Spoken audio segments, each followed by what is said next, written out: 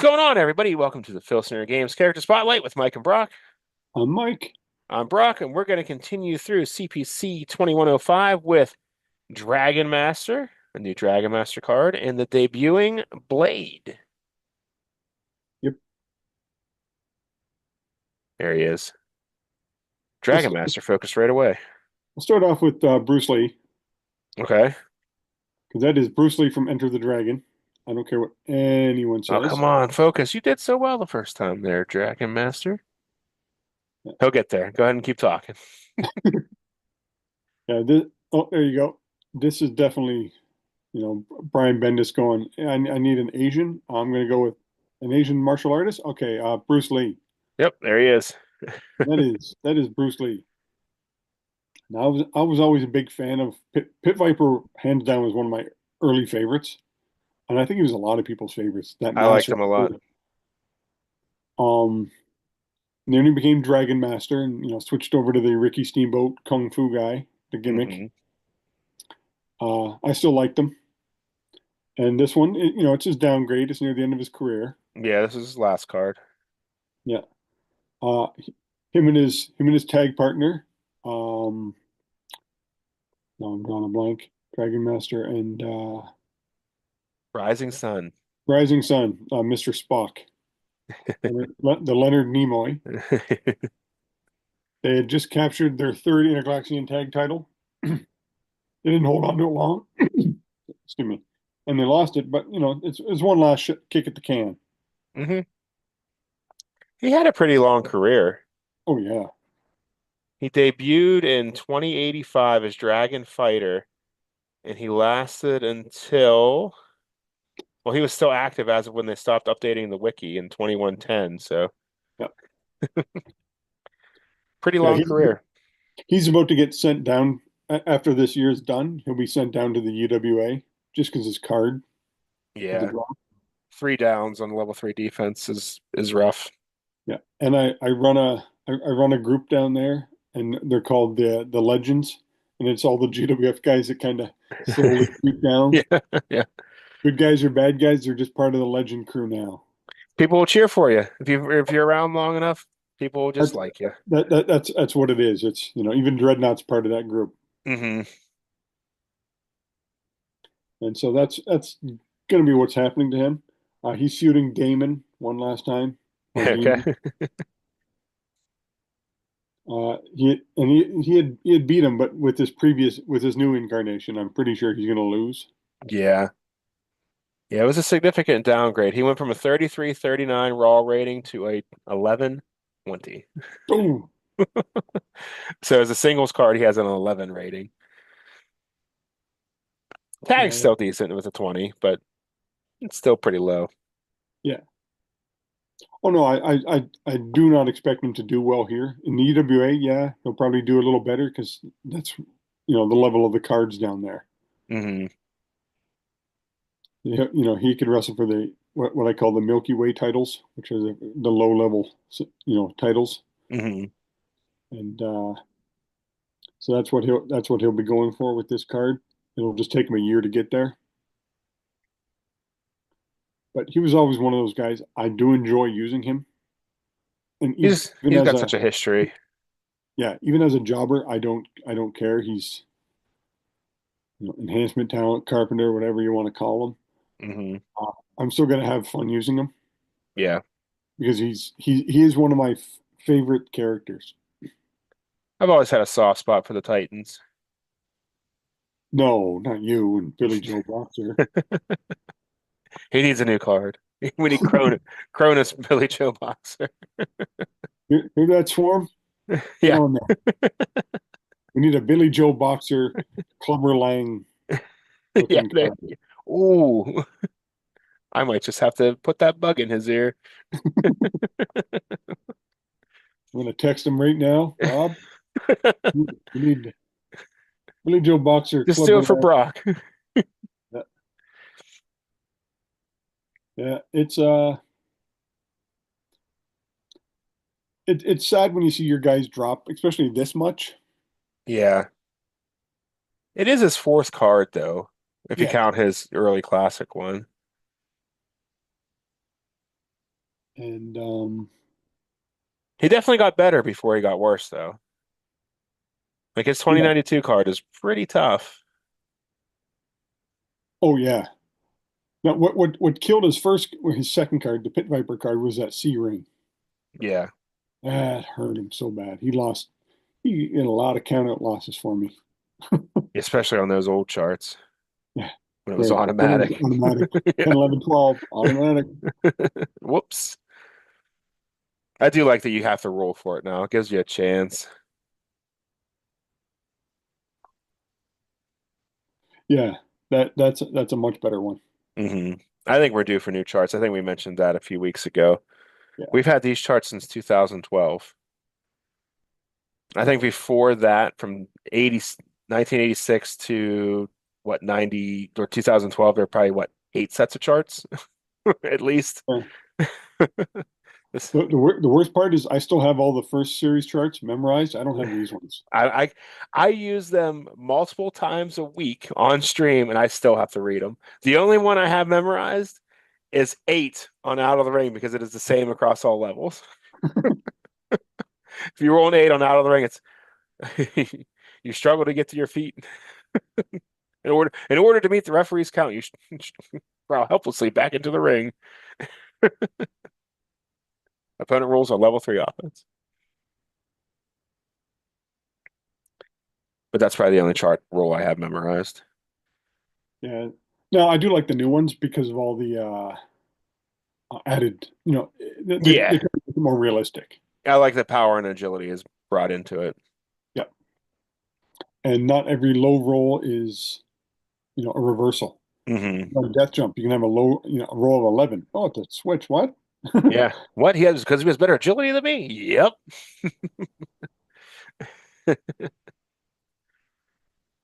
Yeah, I do like the power and agility was incorporated into that because I think that needs to be added. I think you could even do more with power and agility instead of Yeah. just for reversals.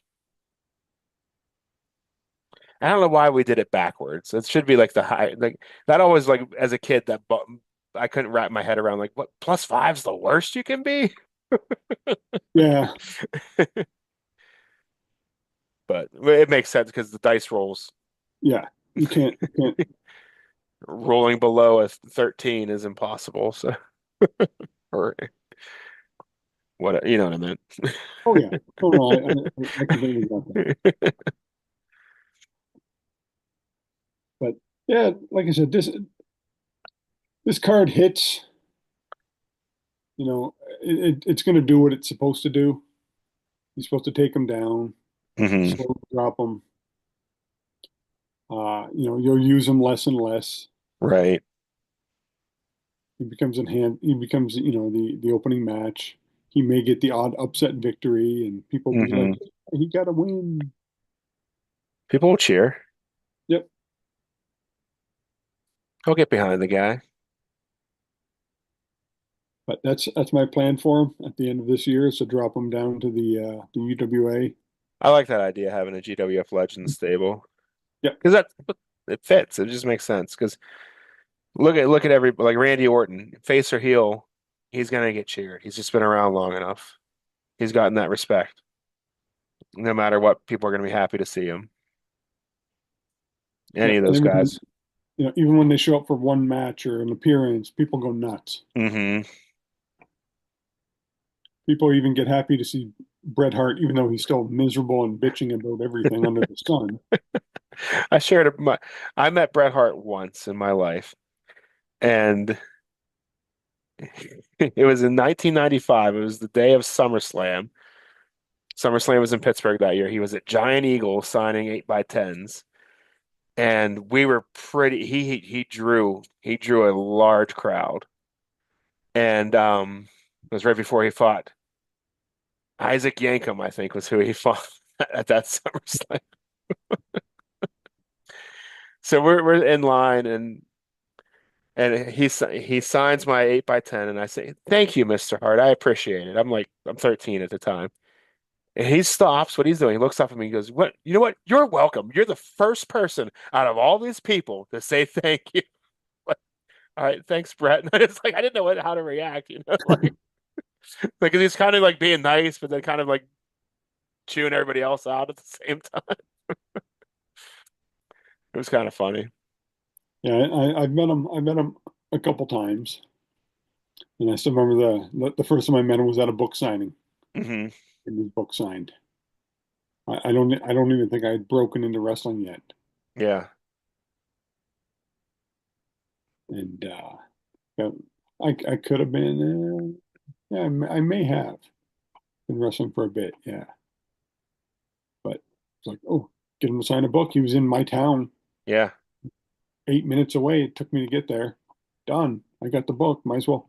And as Yeah. long as he had the book, he was signing for free. Hmm. So, yeah. That's how Flair was with his book. I got a hug from Ric Flair whenever I met him. I just happened to be the guy that was standing next to the door that they brought him in. I didn't know they were bringing him in that door. He's like, "Come here, big man," and he gave me a hug, like, and then walked around and like, Here's a neat. I know we're off topic, but what the hell? yeah, we're Um, talking about Blade. yeah, we'll be switching a blade in a minute. He needs all the help we can get. Yeah. Um, so I've met Flair twice now, and the first time I met him was at a book signing, Hmm. and I'm in line. The guy in front of me has the old NWA World Title, Oh, cool. and he wants him to sign it. But you're looking at the people who have signed it. This dude had Fez, Harley Race, um, uh, what's his name? Old Thumper, the first Canadian guy to hold the title. He had Whipper Billy Watson sign. That dude literally had every world champion sign this belt almost. Hmm. I think he was only missing one of the Briscoes. Wow. And I'm like, this is incredible. And so he goes up and, he didn't have the book to sign. And he goes, Mr. Flair, he goes, I'd like you to sign my belt. And he's like, okay. And then he takes it off and Flair's like, he's like, all these signatures real? He's like, yeah. And then, you have the handler and the handler's like, okay, next. And Flair's like, you calm the fuck down. Yet the handler was like, my dad was with me, and we had something else for an action figure or something, and the handler wouldn't let Rick sign it. He's like, if it were up to me, he's like, I'd sign anything you put in front of me. But he's like, I'm under contract with these guys. Yeah. And well, because you had to pay a ticket for one item, Mm, or hmm. unless you bought the book. Yeah, So the guy paid his $10 for the item. yeah, yeah. It was his belt. But I still remember Ric Flair's like, and he was with that belt for about 5 minutes, just like telling stories. Oh, I remember this guy, and I fought Race. Oh, I fought Race so many times, blah blah blah. And then he's like, "Where do you want me to sign it?" So he just signs it, where the guy. Well, I was like, "Wow, Hmm. That's that's cool. that's an awesome Because belt." he probably had that same experience with all those guys. And then I get up there, and he goes, "Yeah, what's your name?" I'm like, and I tell him. He's like, "Okay." And I said, "Yeah." I said, I'm going to the Destroyer's 80th birthday party soon. I said, I told him I was coming up because Dick Beyer, I was Hmm. emailing him back and forth because I was helping book a show and he was going to be on it as an autograph guy. And he goes, "Yeah, Dick's in here." And he goes, "Yeah, Dick said if you're not, kind to him in the book, expect a receipt in return." That's what he told me to tell you. Rick just starts laughing. I don't think he's mentioned in the book. Oh, he is. Is Yeah, he? he mentioned gave him a brief little thing in the book. Just made me laugh when I got to it. That's how I remember it. Oh Yeah. yeah. But let's switch off Dragon Master. Swap over to we didn't do the dramatic reading of Dragon Master. But let's switch over to Blade. He's a new guy, so we'll give him Blade. the dramatic reading. All right. I'll hold his picture here still as I can. As a younger and more arguably more talented brother of Crossfire, who was tragically killed in the ring in 2103, Blade has fought a non-stop battle to avenge his brother with the Centurions against Brimstone Burning and Blazing Skull. At first mainly a tag team wrestler, Blade also fought his share of singles matches during that time and won many with his aerial assault on Centra. Blade felt he had enough experience under his belt since his 2105 debut to tackle Blazing Skull head on to achieve the measure of their revenge.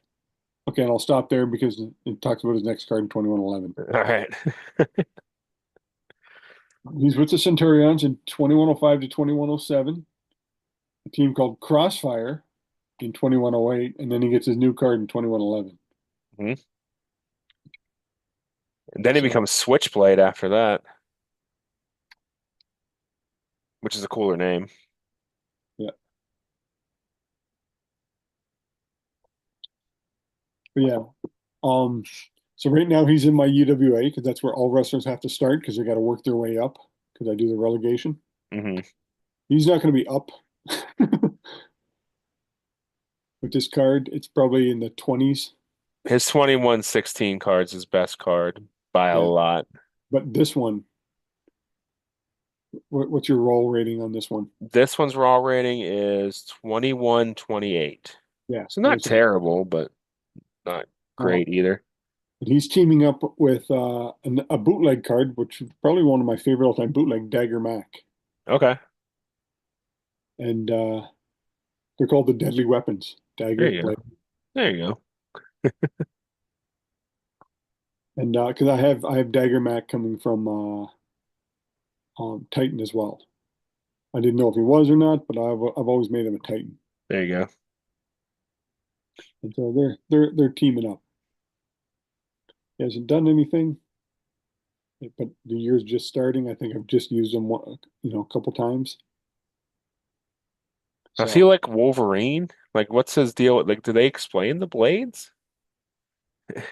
yeah, I don't think he doesn't. They don't pop out of his skin.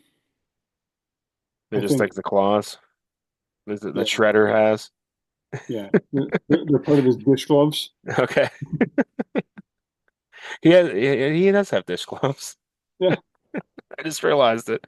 Under a leather jacket.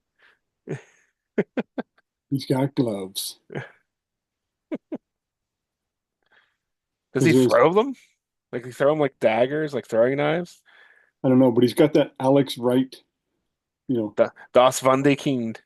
yeah, he's got the. I'm going to wear my tight short shorts and a leather jacket to the ring. No shirt. Tight shorts. Weird, weird glasses that don't the uh the ear uh the ear mounts don't retract. How does he keep them on? The glasses were only on the first card. I will point that out. But we can do Our power creep. our power creep on him. I mean, for a rookie card, he's pretty solid, honestly. Yeah. I'll let you go first. I'm going to take his finisher to a Okay. plus two.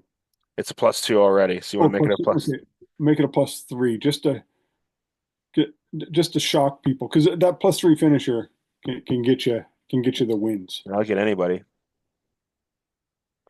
I will make, I'll move everything up on level 3 offense so he does not have that reverse atomic drop 2 at number 1. Make them all level 3 so he's keeping you down. Then that'll pretty much make him a top tier guy because his charts are decent. No, they are a lot of B's. He's A, B, B, B, Yeah. 5 disqualification, -2 agility, +2 power, so he's balanced there. 5-2 pin, not bad. No, he's decent enough. It's just that offense, He's protected on his downs on level 3. He's got a tag and a leave separately. And he has that rare down on level 2 for this time period.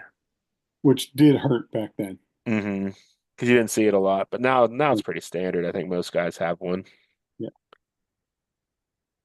but they also mostly have 3 level 3 moves on level 2 and add one.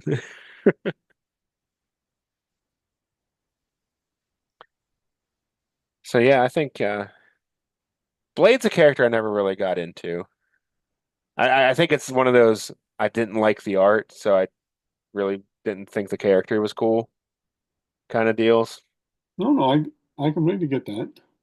But his every one of all his other drawings are cool. He's got one by Jeremy Sue, by Hannibal King, and Daryl Banks, and I mean, they're both, all 3 of them get progressively better. Well, it's not difficult to get better than Brian Bendis. I'm just True. saying. Bendis is very basic at what he did, and he's Hmm. also said he's not an artist. Yeah.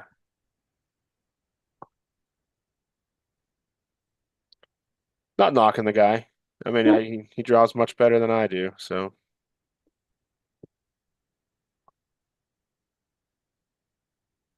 So that's all we can do for that. And we can get into our Mount Rushmore. okay. And we were doing the Mount Rushmore of Average baseball players. so this is I got this idea from a post because I was reading somewhere and somebody said every every baseball fan has their favorite players that are underperforming, but they'll die on that hill defending them. Okay. We all have them. Hmm. You know, those players and people are like, why do you like them? And you're like, because he had one fantastic season, Right, right. or he was on he was on my rotisserie team and he did great. Yeah. I just kept him every year. But so he said they couldn't have won a batting title or gold gloves. They're just average guys, played in the league, 5 to 10 years. Hmm. So I'll do my. You want me to do the list, or you want to Sure, start? you can go. It doesn't matter. Okay. So my first one, everyone on the planet who knows me knows my number one guy is going to be Bip Roberts. I've been a Bip fan for years. I, Where's the I jersey? yeah, I got the jersey from Cincinnati. He became one of my favorite guys because I played a baseball game called Pursue the Pennant. And he was on my team for years. Every team I would get, Bip would be one of my first picks. It's funny because the other guys would just leave him because they knew Yeah, don't touch them. you touch him, you're going to upset me. Uh, my second, um, Candy Maldonado. He's a left fielder, played for Cleveland also, but I became a fan of him when he started playing for Toronto. Hmm. And he was a guy, and playing left field. He's batting 280 with 20 home runs playing left field. Decent defense, and everybody just let him be. You get a left fielder batting 280 with 20 home runs. That's not a bad year. That's a major leaguer there. Yeah, and he's doing it every year. My next guy would be a catcher for the Chicago White Sox, Ron Karkovice. I loved this guy. He his his defense was good. His hitting, 240 hitter, and he'd strike out 100 times a year. But the guy had a cannon. He was arguably one of the best defensive catchers in the league. It just nobody knew who he was because he was, hidden on a team that had a lot of superstars. Hmm. And I remember he had a nickname. He was called Officer Carco because he'd catch you stealing. Yeah, yeah, that's cool. And so I'm like, that's a good nickname. The last guy, my number four would be Dante Bichette. Oh, I know him. Played for California, Milwaukee, and then Colorado. Now he had a couple really good years due to the inflated Colorado Hit the elevation. yeah, elevation where he batted like 350 with 40 home runs. And now his son plays in Toronto. And but yeah, I was always I just became a fan of him. But I was a fan of him when he played for California, and he had a cannon of an arm. Like we're talking, arguably just as good as Jesse Barfield. I remember watching him make throws from right field to third base, no bounce, just frozen ropes. I was like, geez, that guy, that guy can throw. Now, can he catch a ball? That's a different story. He was, you know, if he got there, he wasn't making no diving catches. Hmm. Not going to win a Gold Glove, but you ain't going to run on him. He had a lot of outfield assists. He Oh was yeah. getting probably I'd say 12 to 20 outfield assists a season. So people just stopped running on him. He had such a good And that makes good such a difference in a game. yeah, Don't go for that extra base. no. And my last guy is going to be a shortstop. I watched him play for Seattle and Cleveland. Felix Fermin, Okay. little shortstop. I know a lot of these guys are from the 80s, but that's, 80s, 90s, but that's the era where I really, really watched a lot of Hmm. baseball. I watched an insane amount. Yeah. And Felix was he could have won a Gold Glove easy if he wasn't competing against Omar Vizquel. Okay. In the 80s and especially in the 80s, National League had Ozzie Smith winning all the Gold Gloves. In the Hmm. American League, it was I just said his name, the other shortstop. You did just say his name. I can't Yeah, remember it so bad, my memory. CTE's real kids, but yeah, he would have won if because they had so many uh Gold Gloves, but American League is him, National League is him. So either. Felix would have got it, and he was on my team. And if not Felix, I'm going to go Doug DeCenzo from the Chicago Cubbies, and he got the pitch. Nice. He pitched like 9 innings on. He was like unscored upon. Nice. I have a list of late 90s, early 2000s Pirates. Oh, shocker! Well, I have one from the good Pirates, Mike Lavalier, their catcher from those Catcher. the three Pete divisional wins. I'm gonna go with Orlando Merced, godson of Roberto Clemente, who was supposed to be the second coming of Roberto Clemente. Wasn't anywhere near that. But they really when we had the All-Star game in '94, the city really rallied behind him and got him on the team, which was kind of cool. Um, I'm gonna go with Jack Wilson, who was a shortstop for the Pirates forever. He won a Silver Slugger award one year, but I'm still putting him on the list because that was his only good year. Don't want to interrupt it. Omar Vizquel, I just looked it up. 9 consecutive Gold Gloves. Wow, how many did Ozzy have? While I'm reading through the rest of my list, we're about out of time. Okay. Yeah. Um, and then just for fun, a Randall Simon because he's part of my favorite baseball off-field moments of all time when he hit the mascot with the bat during the sausage race and got arrested. Putting Randall Simon on the list. And honorable mention, Craig Wilson because he looked like Thor. He was a first baseman in the early 2000 Pirates.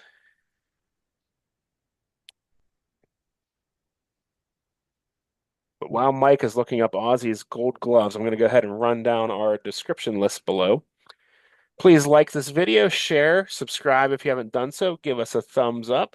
And while you're here, scroll on down to the description where you'll find all of our friends who make Filsinger Games related content, including the official Filsinger Games podcast roll up, Legends Team's Uncharted Territory, Dizzy Dice from Lee Longpree, solo promoter from Grant Pachoco. Grant is also here on YouTube along with Dave Little's Heartland Championship Wrestling. After further review, Brad Plays 81 and Bucky 749. I'm on Twitch every Tuesday, Friday, and Sunday at 9 p.m. Eastern. And yeah, we'll be here next Monday. And does Mike have the stat here as we sign off for Yeah. Aussie? So Ozzy had 13 Gold Gloves, but Omar went to the National League and won two more, so he has 11. Wow. So that they're close. They're neck and neck. Yeah. He probably took two from Aussie. No, no, no. The They guy who broke Ozzy's streak, Pittsburgh Pirate, Jay Bell, Oh, Jay Bell was amazing in the field. and then Barry Larkin for 3 straight years after that. All right, everybody. Thanks for watching. Yeah. I know. Good night.